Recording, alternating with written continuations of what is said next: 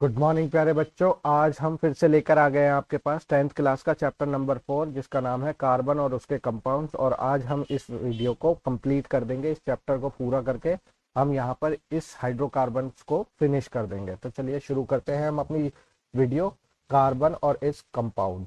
यानी कि आज हम जो इस वीडियो के अंदर बात करेंगे वो बात करेंगे सबसे पहले हाइड्रोकार्बन्स के ऊपर कि हाइड्रोकार्बन्स क्या होते हैं। तो बच्चों, हाइड्रोकार्बन्स का मतलब होता है हाइड्रोजन और कार्बन से बने हुए compound.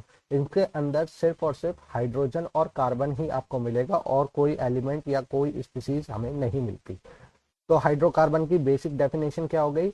Those compounds which have only hydrogen and carbon in it. ठीक है बच्चों, तो हाइड्रोकार्बन्स हमने समझ लिया कि हाइड्रोकार्बन्स क्या होता है। अब ये हाइड्रोकार्बन्स कितने प्रकार के होते हैं? हाइड्रोकार्बन्स बच्चों दो प्रकार के होते हैं। एक होता है सैचुरेटेड हाइड्रोकार्बन और एक होता है अनसैचुरेटेड हाइड्रोकार्बन। यहाँ बच्चों नाम से आपको समझना है कि सैचुरेटेड हाइड्रोकार्बन्स किन्हें कहा जाता है और अनसैचुरेटेड हाइड्रोकार्बन्स किन्हें कहा जाता है। सैचुरेट का मतलब होता है ऐसे हाइड्रोकार्बन्स जिनके अंदर carbon carbon single bond present हो।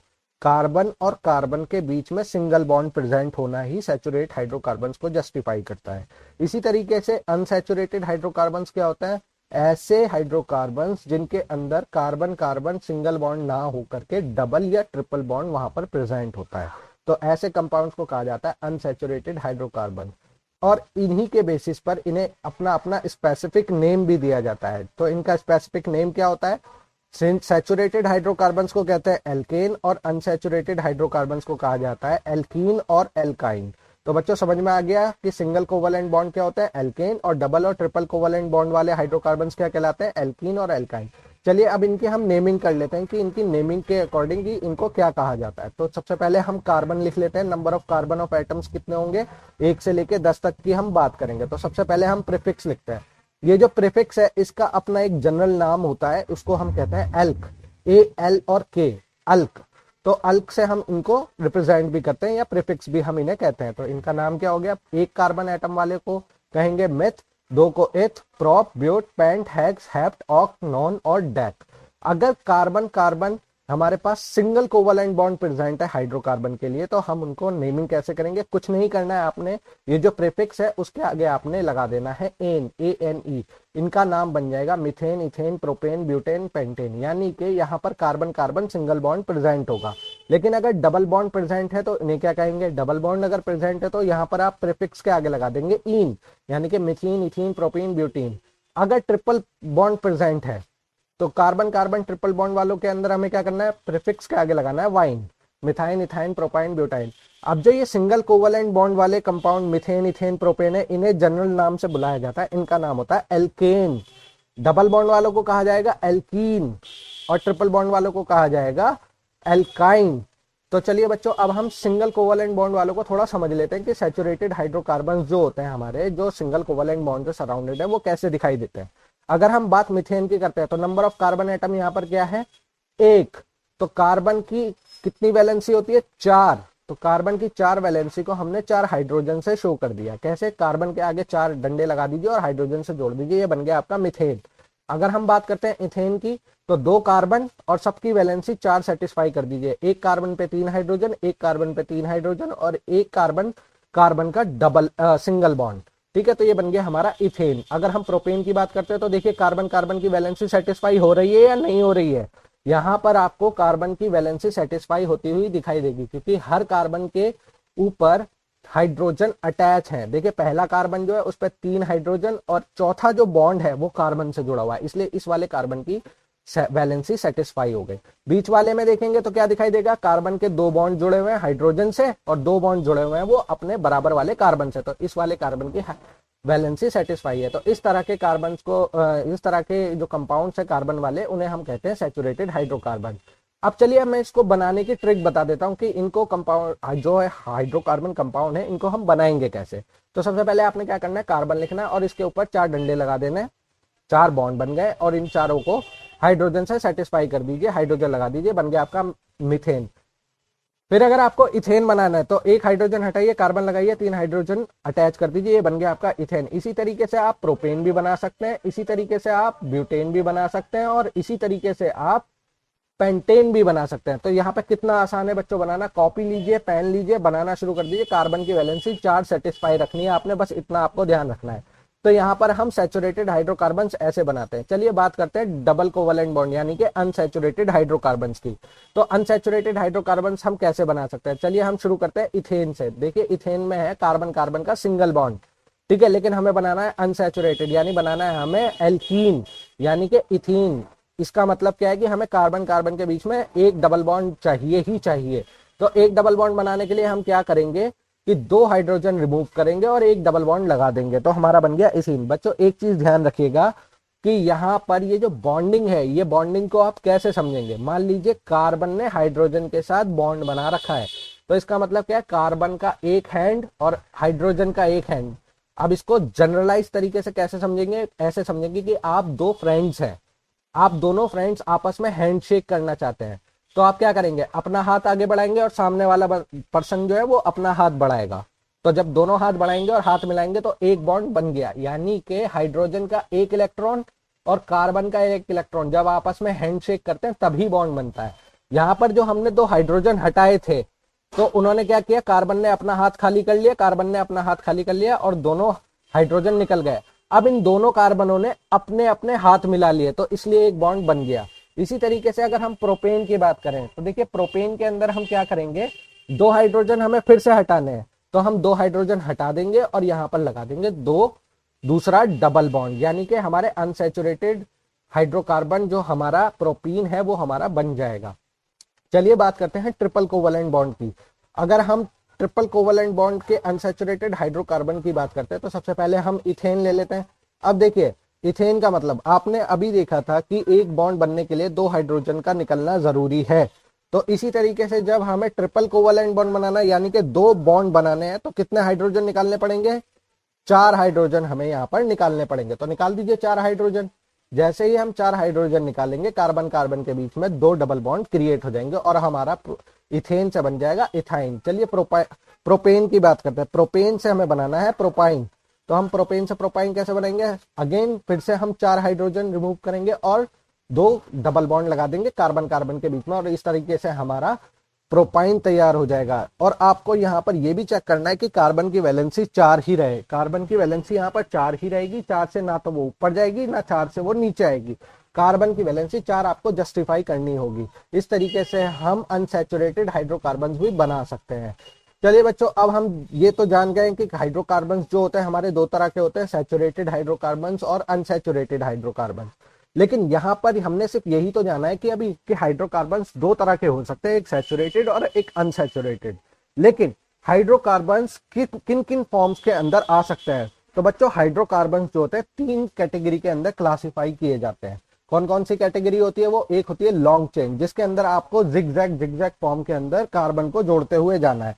एक होती है ब्रांच चेन, जैसे कि आपने पेड़ देखा है, पेड़ के अंदर जो शाखाएं निकल जाती हैं एक दूसरे के अंदर से उन्हें कहा जाता है ब्रांचेस। तो इसी तरीके से जब लॉन्ग चेन होती है हमारे पास, अगर हम उसके अंदर से शाखाएं निकाल दें तो उन शाखाओं को कहा जाता है ब्रांचेस। तो इस तरह से हमारा जो हाइड्रोकार्बन होता है वो ब्रांच चेन के अंदर भी फॉर्म होता है। और तीसरी फॉर्म होती है हमारी रिंग फॉर्म, यानी कि जो कार्बन जहां से स्टार्ट हुआ है वहीं पर आकर के मिल जाए तो वो अपनी एक रिंग बना लेता है, उस रिंग को कहते हैं हम रिंग हाइड्रोकार्बन्स। समझ में आ गया बच्चों की कार्बन्स कितनी तरह की कैटेगरी के अंदर क्लासिफाई होते हैं, लॉन्ग चेन, ब्रांच चेन और रिंग की फॉर्म में।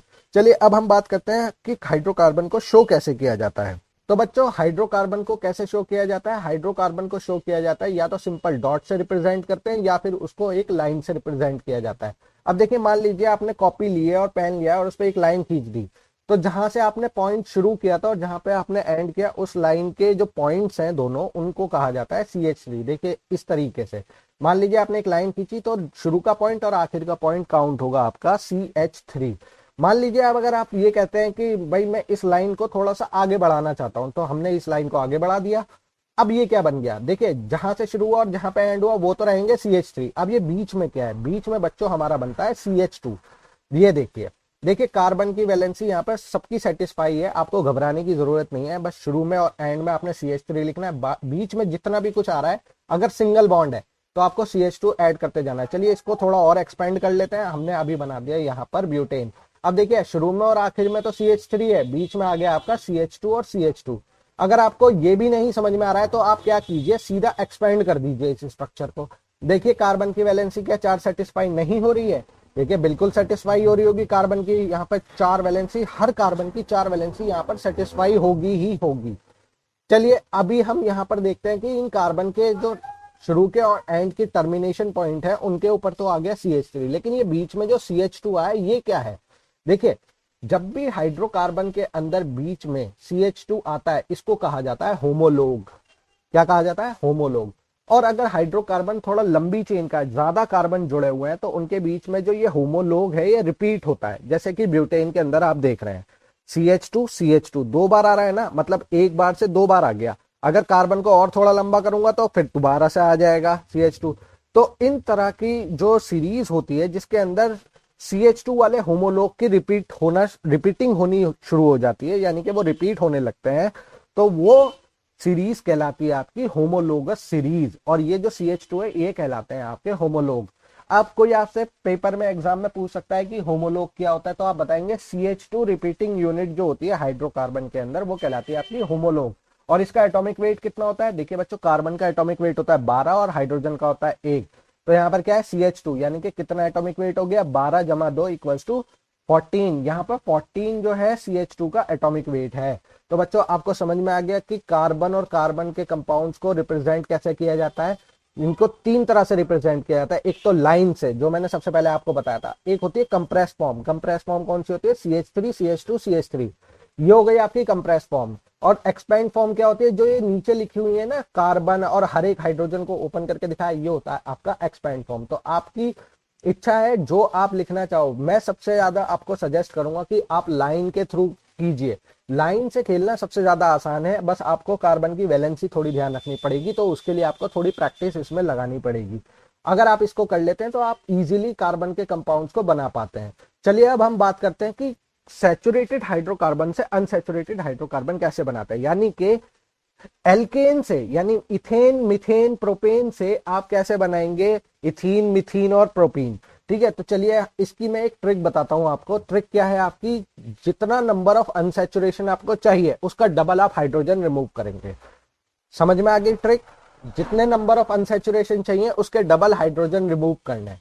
ठीक है बच्चों, चलिए इसको एग्जांपल से समझते हैं। देखिए यहां पर मैंने लिया है पेंटेन और बनाना है आपको पेंटीन। अब आपको पता है पहले और दूसरे कार्बन के बीच में डबल बॉन्ड आ रहा है पेंटीन के अंदर, दिख रहा है ना आपको? तो यहां पर आपने देख लिया कि डबल बॉन्ड कहां से शुरू हो रहा है, कहां तक जा रहा है? पहले से शुरू होकर दूसरे कार्बन तक जा रहा है। तो दोनों कार्बन से एक एक हाइड्रोजन हटा दीजिए। अब इसको कैसे हटाएंगे? देखिए यहां पर एक अनसैचुरेशन चाहिए तो दो हाइड्रोजन रिमूव करने, तो ट्रिक से हमें पता लग गया। अब अगर हम इसे कंप्रेस फॉर्म में लिखते हैं तो पेंटेन के पहले कार्बन पे CH3 और दूसरे कार्बन पे CH2। आपको पता है पहले और दूसरे कार्बन के बीच में डबल बॉन्ड बनाना है, तो दो हाइड्रोजन हटाने, एक हाइड्रोजन एक से हटा दीजिए और एक हाइड्रोजन दूसरे कार्बन से हटा दीजिए। तो देखिए यहां पर क्या बन गया फार्मूला? CH2CH। दिख रहा है ना पहले और दूसरे पे पेंटीन के अंदर। अगर आपको ये भी नहीं समझ में आ रहा है तो आप इसे एक्सपेंड कर लीजिए। एक्सपेंड करते ही आपको क्लियर हो जाएगा कि कार्बन की वैलेंसी यहां पर सेटिस्फाई है। चलिए बच्चों यहां पर तो हमने बना लिया एल्कीन। एल्केन से बनाया हमने एल्कीन, यानी कि पेंटेन से बनाया हमने पेंटीन। चलिए दूसरा एग्जांपल लेते हैं। अब की बार हमें बनाना है एल्केन से एल्काइन, यानी पेंटेन से पेंटाइन। अब आपको दिख रहे हैं कितने डबल बॉन्ड है? दो डबल बॉन्ड है, एक ऊपर है और एक नीचे है। यानी कि पहले और दूसरे कार्बन के बीच में एक बॉन्ड बनाने के लिए कितना हाइड्रोजन हटा है? दो। तो यहां पर दो बॉन्ड बनाने के लिए कितना हाइड्रोजन हटेंगे? 4। तो देखिए इसको कंप्रेस फॉर्म में लिखेंगे और कंप्रेस फॉर्म से फिर जब हम इसमें देखेंगे कि पहले और दूसरे के बीच में दो दो हाइड्रोजन हटा दीजिए, तो पहले कार्बन से हाइड्रोजन हटे तो बचा CH, और दूसरे कार्बन पे दो ही हाइड्रोजन थे, दोनों के दोनों खत्म। अगर ऐसे नहीं समझ में आ रहा है तो एक्सपेंड करके देख लीजिए। कार्बन की वैलेंसी यहाँ पर फिर भी सेटिस्फाई रहेगी, 4 से ज्यादा नहीं जाएगी, 4 से नीचे नहीं आएगी। तो यहाँ पर हमने क्या सीखा बच्चों की हाउ टू मेक, कैसे बनाना है सैचुरेटेड हाइड्रोकार्बन से अनसैचुरेटेड हाइड्रोकार्बन। चलिए अब हम बात करते हैं कि इजीएस्ट वे क्या होता है हाइड्रोकार्बन्स को बनाने का। तो देखिए बच्चों सबसे ज्यादा इजीएस्ट वे जो होता है वो होता है लाइन के थ्रू बनाना। लाइन से बनाइए आप, जिगजैग फॉर्म के अंदर आपको पता चल जाएगा। देखिए सिंपल तरीका है, 5 कार्बन की आपको अगर चेन बनानी है तो 4 लाइनें खींचनी है। गिन के देख लीजिए पेंटेन में 4 लाइनों से ज्यादा नहीं होगी। अगर आपको 4 कार्बन की बनानी है तो 3 लाइनें खींचेंगे, 6 कार्बन की बनानी है तो 5 लाइनें खींचेंगे। सिंपल है, बहुत आसान है इसको बनाना। अब देखिए ये जो चेन है इसको मैं कंप्रेस फॉर्म में भी लिख सकता हूं। ये देख लीजिए कंप्रेस फॉर्म के अंदर मैंने लिख के दिखा दिया, कोई दिक्कत वाली बात नहीं है। और चाहो तो आप इसे एक्सपेंड फॉर्म में भी लिख सकते हो, ये मैंने एक्सपेंड फॉर्म के अंदर दिखा दिया। अब क्या ये पेंटेन पेपर के अंदर ऐसे ही लिख के आएगा? हो सकता है कि ये इस तरह से लिख के आ जाए। क्या ये पेंटेन नहीं है? देखिए बच्चों ये पेंटेन है, बस मैंने इसकी डायरेक्शन चेंज कर दी है लाइन की।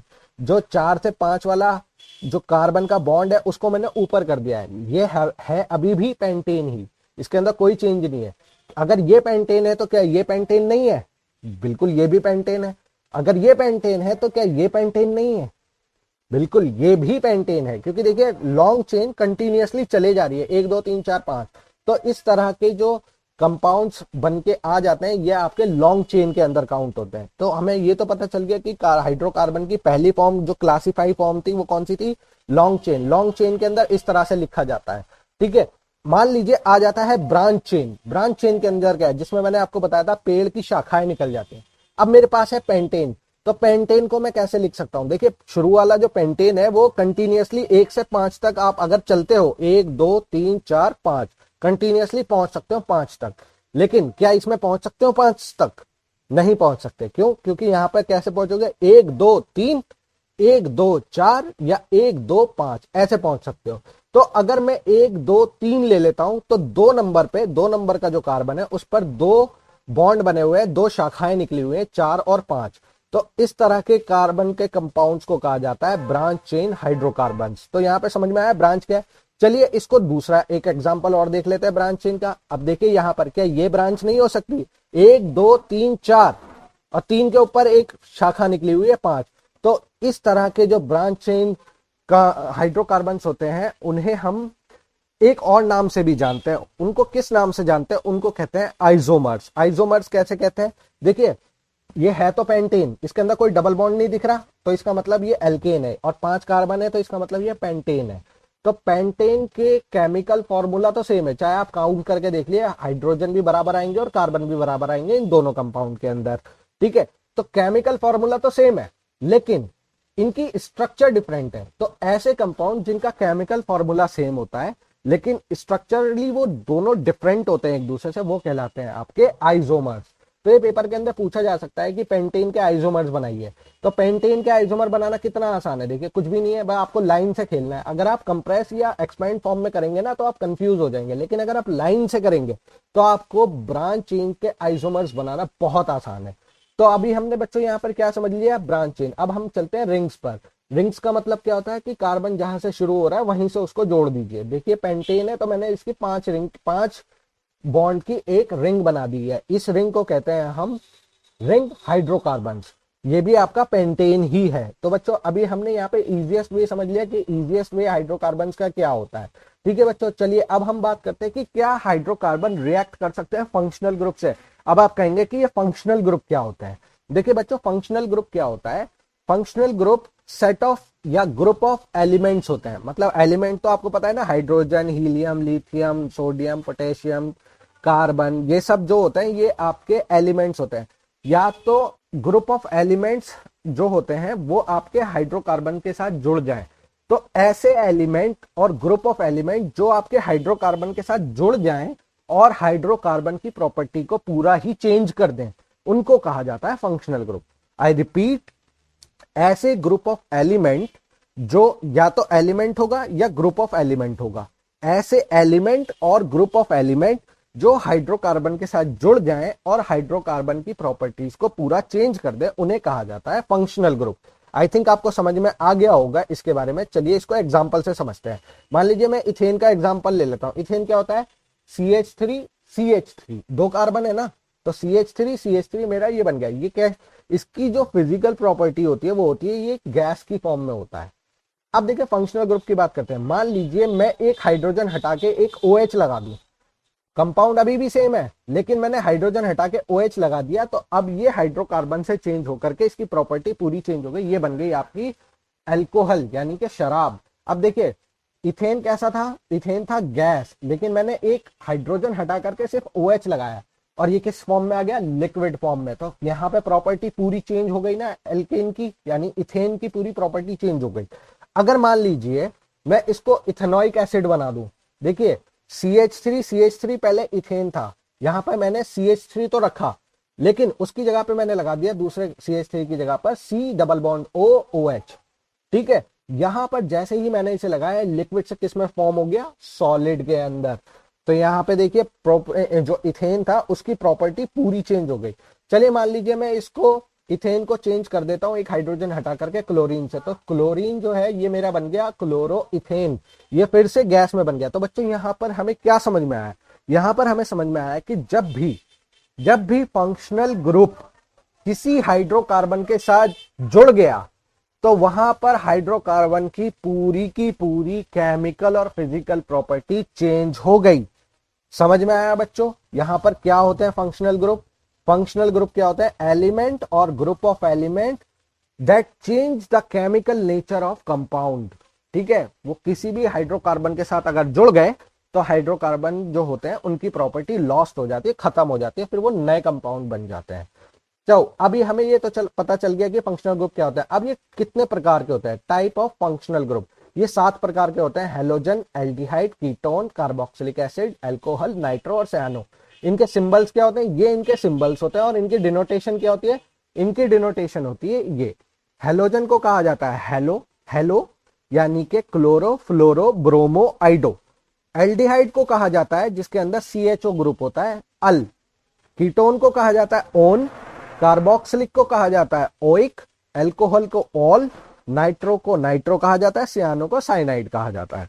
तो यहां पर हमें फंक्शनल ग्रुप के टाइप पता चल गए, सिंबल पता चल गया और डिनोटेशन पता चल गई। चलिए अब हम बात करते हैं नेमिंग के ऊपर, कि अगर किसी हाइड्रोकार्बन के अंदर फंक्शनल ग्रुप अटैच हो जाए तो उसकी नेमिंग पर क्या फर्क पड़ेगा और उसकी नेमिंग हम कैसे करेंगे।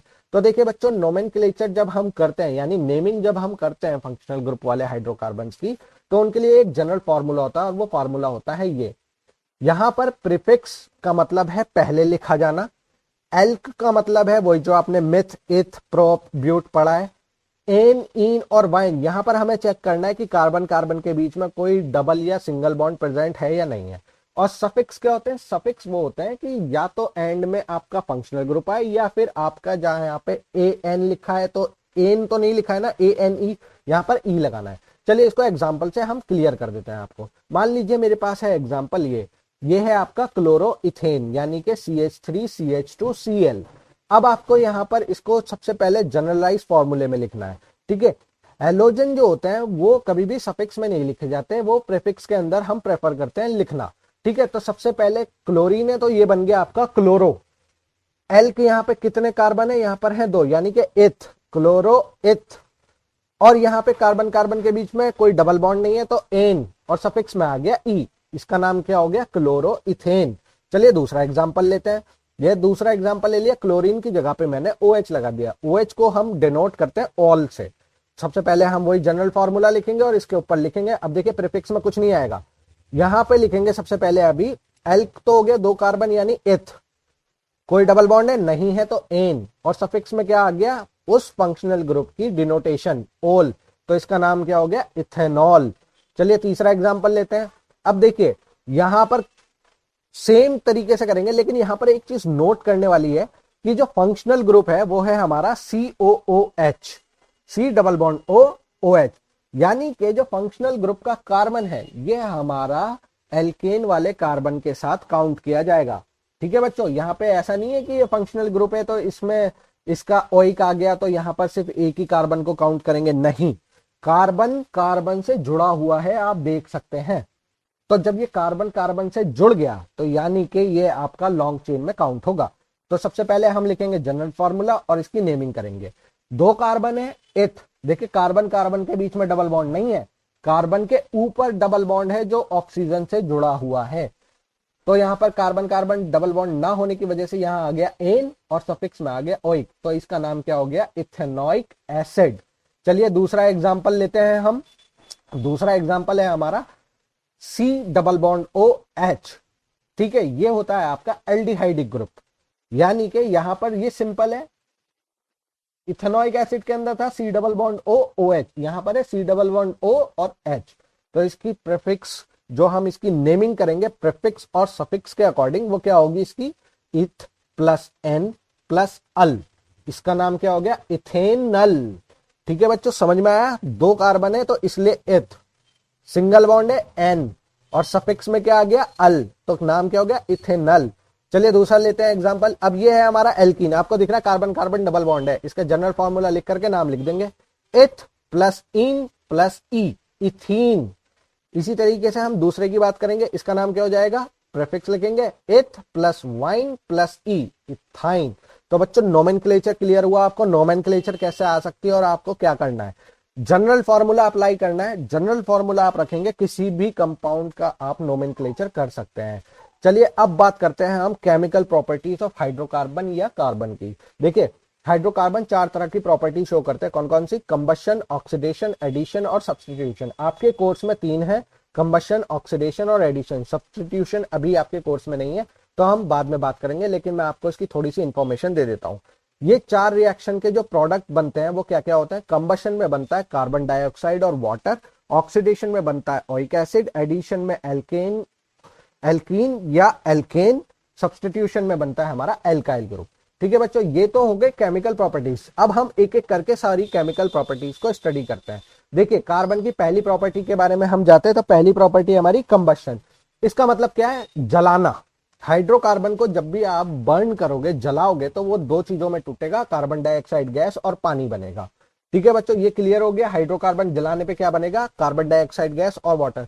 अगर आपके पास कोई भी इक्वेशन आ जाती है कि आप इसको बैलेंस करिए या इससे क्या बनेगा, तो आपको पता होना चाहिए कंबशन के अंदर कार्बन डाइऑक्साइड और वाटर बनेगा। अगर आपको याद नहीं है तो आप ये ट्रिक याद कर सकते हैं। यहां पर CN लिखा हुआ है, जो यहाँ पे N है ना, छोटा n, वो है नंबर ऑफ कार्बन एटम्स। अगर आपको ये पता है कि कितने कार्बन वाला हाइड्रोकार्बन आपके पास है तो आप सिंपल बता सकते हैं कि क्या बनेगा। इसको एग्जांपल से समझ लेते हैं। ये देखिए एग्जांपल्स, यहाँ पे पहला एग्जांपल लेते हैं CH4, कितने कार्बन है, एक कार्बन है, बस N की वैल्यू आपको पता लग गई। ये जो ट्रिक वाली इक्वेशन है इसके अंदर N की वैल्यू फिट कर दीजिए, आपकी केमिकल इक्वेशन बैलेंस हो जाएगी।